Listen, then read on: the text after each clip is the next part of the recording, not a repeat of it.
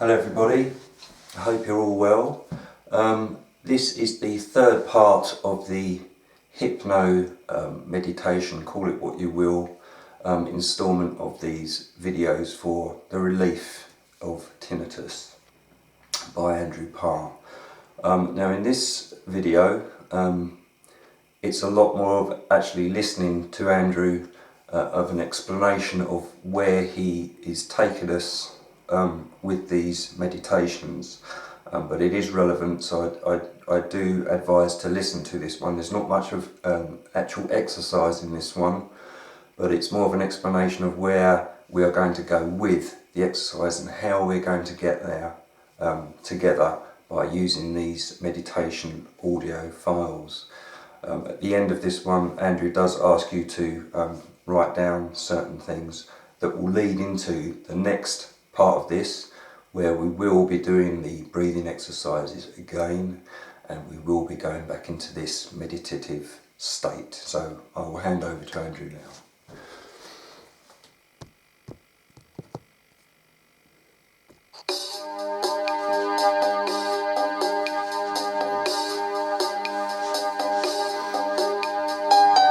Hello, this is Andrew Parr. Welcome back once again to the next part of this tinnitus reduction program. So far we've gone through a very basic progressive relaxation for you.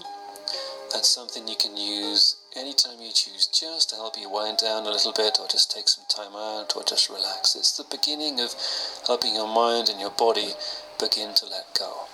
And you can use that during the daytime if you wish, or you can play it to yourself as you drift off to sleep in the evening, or whenever. Next we went on to teach you a rapid relaxation technique, something that takes maybe 2 or 3 minutes to do first of all, but once you get used to it, once it becomes automatic, you can literally do that in seconds if you want to. And the idea here is that at the very basic level, we're just helping you access deeper states of relaxation quite quickly. Now, this can have several benefits. One is the simple act of doing that itself will help you. As we talked about there, anything you do to help yourself relax, wind down, stay calm, feel more at peace with yourself inside, release tension, especially release frustration or anger. I'll discuss those more later. Anything you can do to release those will help you feel better inside and will have a positive impact on reducing the perception of your tinnitus and reducing the tinnitus itself. However, now I'd like to take it to the next step, so that we can begin using those exercises as vehicles, as tools for accessing deeper parts of your mind, your brain, to begin reprogramming how you process, how you perceive tinnitus, how your body responds to it. And this is where we begin to play a more active part, shall we say. So first of all, let's just chat through a few ideas here. And once again, this is completely unscripted. I am just sat here talking into a microphone, imagining that you and I are sat in a room together, in a very nice, comfortable room, a nice, quiet, peaceful room where we can have a chat, discuss this, and I can take you through some exercises. So first, a few ideas here. Now, I need to get across to you an idea which you may be aware of already. You may be completely aware of this, and you may just need reminding of it, or this could be completely new to you. It always amazes me, the things that to me have become second nature, how once upon a time they were the most earth-shattering revelations to me when I first discovered some of these ideas. Nowadays, 16, 17 years on, I forget that some people still have not been told about this. So, first of all, let's think about your body, the physical components of your body, because that's essentially what we're talking about here, although this idea does apply to many, many different areas. But your body, the physiology of it, is not just a biomechanical mechanism. It's not just a system of pumps and levers and fluids flowing around and flexing with joints and a very kind of Newtonian model. It's far more complex than that, as I'm sure you must realise, but far more complex in a way that your mind and your thoughts and your feelings and your emotions also interact with this physiology. Now, lots of work has been done on the study of cancer treatment, for example. Dr. Carl Simonton in the USA there is one of the leaders of that. Dr. Bernie Siegel, a surgeon who uses very radical means with his patients but does get fantastic results. These two are some of the leaders. You can look up their work if you choose.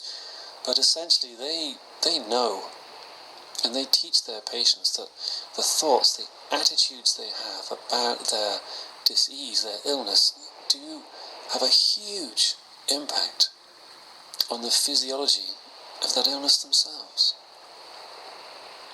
And this applies to all physical areas. Now, in some way, and if you want to look into the psychobiology of it, then Dr. Ernest Rossi is the guy you should be looking at. He did some work on this many, many years ago, looked into messenger molecules and peptide molecules and how thoughts and emotions become chemicals in the body and then have a real physical effect. So when we're talking about some of these ideas, and I could go into example after example after example, but really you can look it up yourself if you want to. I don't need to do that. I just want to get on with it and show you what to do. But the general idea is that your thoughts, your feelings have an impact on the physiology of your body. It's as simple as that. You know, many people forget before anesthetics were widely available that not everybody who had an operation had to get blind drunk as they seem to show us in the films. Hypnotic anesthesia was very widespread. A gentleman called James Braid, a Scottish surgeon, was one of the forerunners of this. He found that you could switch off the pain mechanisms in the body and do an operation with the patient wide awake, talking, discussing, laughing, and yet feeling absolutely nothing. And also these people would heal far quicker, far faster after the operation. This gentleman called Charles Tebbets, who's quite a well-known hypnotherapist, he had a stroke many, many years ago, suffered a stroke. And he used self-hypnosis to visualize the neurons repairing, healing, restoring, finding new pathways to get the signal to those parts of his body that had been damaged. He used hypnosis on his mind, self-hypnosis, and some of the techniques I'm going to go through with you in a moment to repair that damage, to speed up the repair of the damage. And he walked out of that hospital to the amazement of the surgeons and doctors treating him. He walked out of there in record time. They could not believe the speed of his recovery. But he knew he could do it. Nowadays, I mean, this is 20 years ago, I think this was now, maybe less, 15, 20 years ago. Nowadays, the buzzword in the medical community seems to be neuroplasticity. But it's something that, many people have known about for years, really. And from my understanding, it means that somehow, if a neural pathway is damaged, the brain will find another way. If a neural pathway is damaged, the brain will find another way. Or the neurons themselves, maybe they change to find another way. But we don't need to know the ins and outs of that. We just need to know that it is possible for the brain to find another way. And for the purposes of this recording, of this program, this tinnitus reduction program, I want you to understand that you can influence that process by your thoughts, your feelings, your emotions, your attitudes. What you think, what you focus on, what you feel can guide that retraining of your brain, that neuroplasticity process of your brain to bring about a desired result. In the same way as it's used to heal stroke patients, in the same way that it's used to heal cancer patients, in the same way this is used in so many different areas, in pain management, in hypnotic anesthesia for operations. I've been able to help people reduce or remove back pain they've had for years, because it didn't need to be there anymore. Now, let's bring this back to tinnitus, because that's an interesting idea I've just put forward there. You may not have realised that. The back pain didn't need to be there anymore with this guy, and so we could send it away, we could switch off the signal. Now, I wonder what would happen if you began to think of your tinnitus as a signal that you've been hearing up until now, but actually it's a signal that you don't need to hear anymore. So the question then might be, why would you need to hear the signal in the first place? Now, the answer to that I'm going to go through on one of the later exercises in more detail. The simple answer is it really depends from person to person why you would need to hear that signal. But I will explain that in more detail later on. For now, I want you to just consider the idea that tinnitus has been a signal that you no longer need to hear anymore.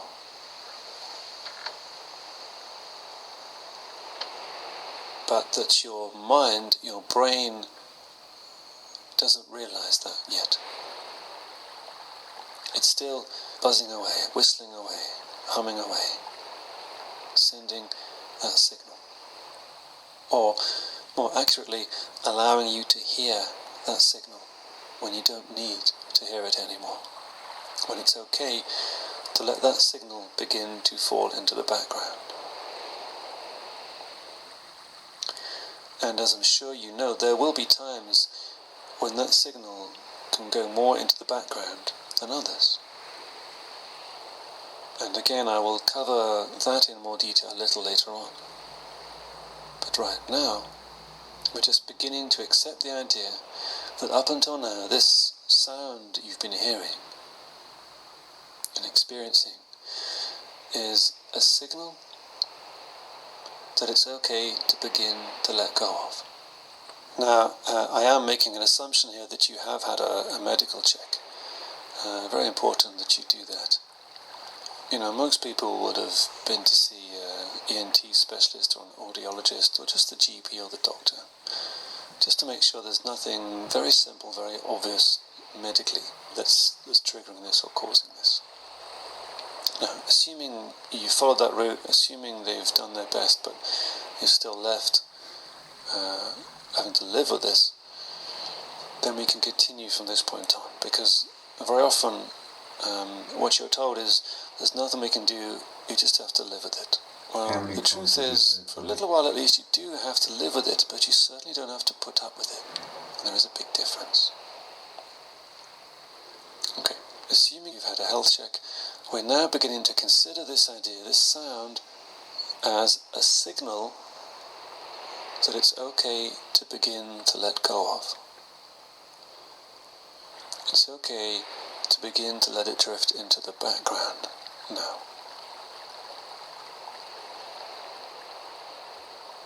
Now, what we want to do is tell your mind that. And your mind will tell your brain. And your brain will then begin to do just that. If we fulfill certain conditions. And those conditions are very important. So I want you to understand this is not some wishy-washy positive thinking or vain wishful thinking. There are certain conditions we need to fulfill for you to be able to use your mind to reprogram your brain to change the perception of this sound, to turn it down, to send it away, to push it into the background, to let it dissolve away. So I want to go through some of those conditions with you now, so you understand them, and then once we've done that, we can then move on to the practical exercise of actually beginning to achieve that. Okay. Very, very simple rule of the mind and mind-body healing and mind-body medicine is you tend to get more of what you focus on. It's really, really so simple. You tend to get more of what you focus on. And yet most people, when they try and fix a problem in their life, tend to focus on what they don't want. Whether it's an illness or something else. Financial troubles, relationships, health issues, career, whatever. People tend to focus on what they don't want when they're trying to fix it. I don't want to be short of money anymore. Oh, I don't want this back pain anymore. I don't want this tinnitus anymore. I don't want this person. I don't want this boss. I don't want this employee. They just cause me pain. I don't want this. I don't want that. I wish it would stop. I don't want this. Now, it's been shown again and again and again that whatever you tend to focus your attention on, your mind will then do something to bring that about in the best of its ability. So when you focus on what you don't want, all you're really doing is sending a message to your mind, your brain, your body that that's what you do want. All you're really doing is sending a message to your mind, your brain, your body that the thing you don't want is what you do want. Because, let's think of it this way, your mind, your brain doesn't understand words. Okay, it doesn't understand words. It doesn't understand, I don't want tinnitus. Now, you can prove this for yourself for a moment. In your mind, just say, I don't want tinnitus anymore. And as you do that, think of the emphasis of that sentence. There'll be a little split second, a moment, where what you think, what you feel for a second, half a second, is like a negative sensation of tinnitus, of the sound, of the frustration, of the irritation, of the resentment, of the invasion, the go-away feeling, whatever it is. When you say, I don't want tinnitus anymore, for you to say that sentence, somewhere, at some level, you create the feeling of what it's been like to have it. I hope this makes sense to you. And it's that feeling, that momentary impression is what you communicate. That's what your mind, your brain, your body understands. It communicates in concepts, in ideas, feeling, tones, emotions, and so on. So the words, I don't want to do, that's the foreign language. That means nothing. But that oomph that is implied by that sentence, that's what it gets. So this is why when people focus on what they don't want, they just get more of what they do want. Because in the focusing on what you don't want, there's an oomph, there's a feeling, there's a force, a power, something gets sent forth, an impression. And that begins the creation process for the next set of experiences.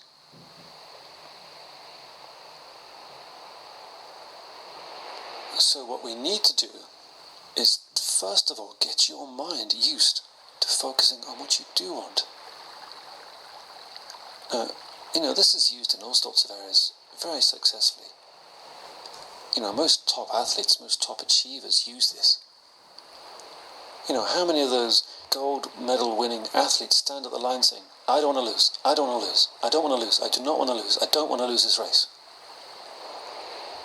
Those guys, those women, those people are stood there focusing on that finishing line. I am the winner of this race. I have already won. I want to win. Whatever the ideas goes through their mind. The whole of their attention is on the finishing line, winning. That's it. And the ones who can do that and back it up with their physicality to go with that will be the winners.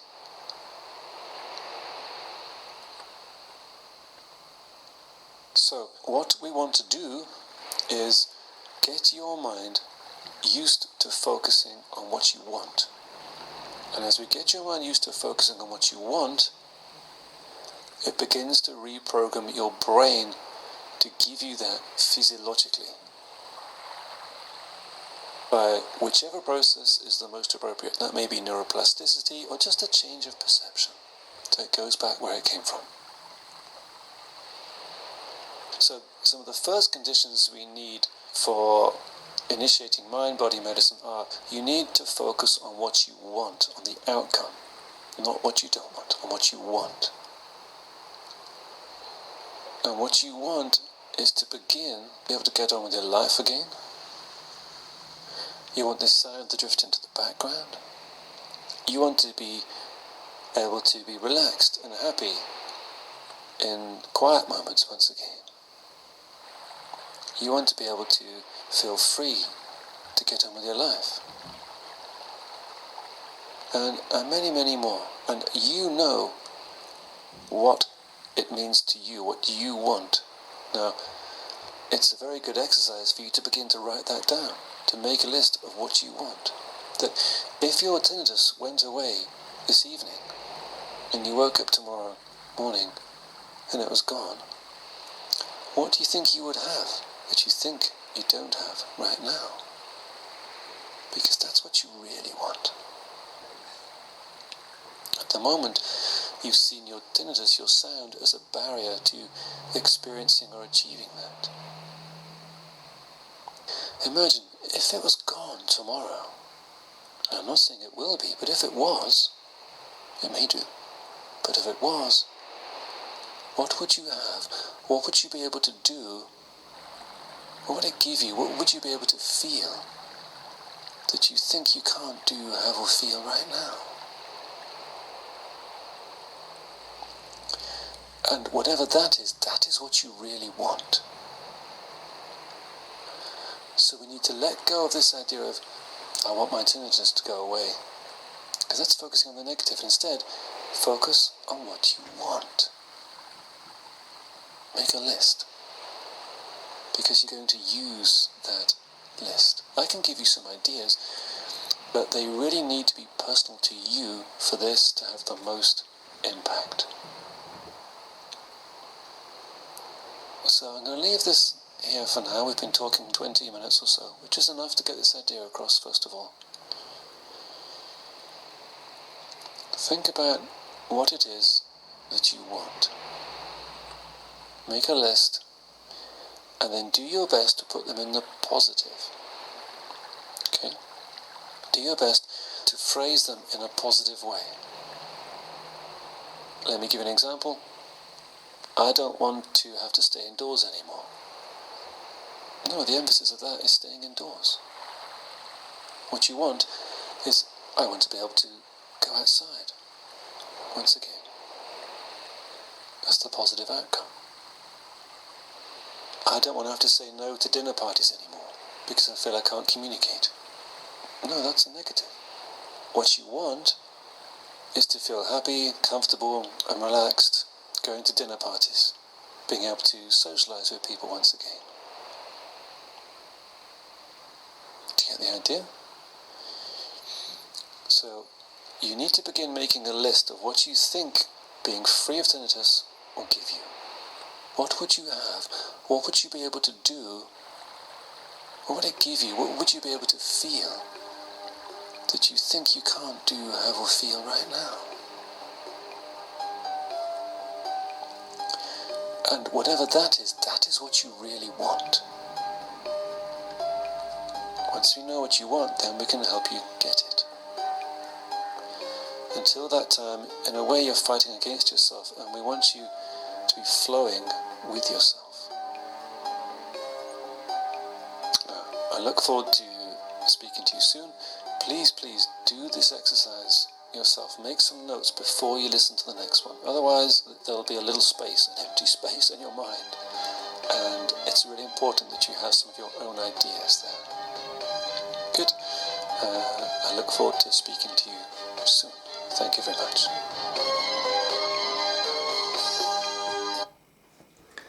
So, obviously I've already been through all of these.